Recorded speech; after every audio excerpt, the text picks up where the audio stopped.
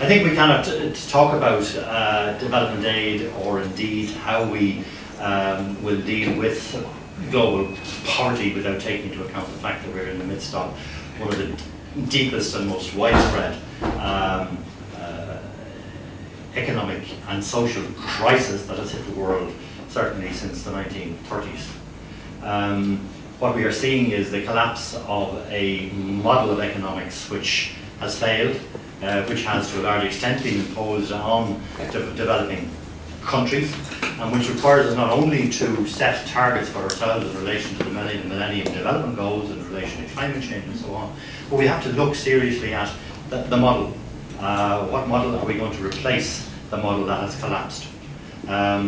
We need to replace the Washington consensus with a global justice consensus. That's a tall order, but it requires us to seriously engage all of us who are involved in various issues, whether at the local level or the national level or the international level, to see how can we influence the powers that be to reform the WTO, to reform the World Bank, to reform the IMF. How do we try to ensure that the United Nations takes a more hands-on role in terms of promoting a global justice consensus? And we're talking about a global consensus. The G20 will be meeting again later this year. What will be their agenda? I think it's extremely important that we engage with that if we're serious about achieving the goals that we've set ourselves certainly under the Millennium Development Goals.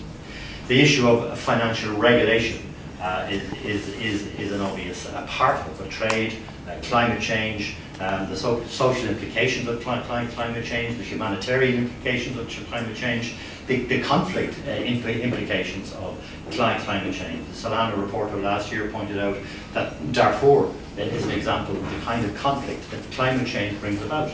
The United Nations says that in 2007 all but one of the emergencies that it responded to was driven by climate change. And of course climate change is affecting the poorer countries of the world, and indeed the poorest people of the world, far more than it is affecting. 1 minute left.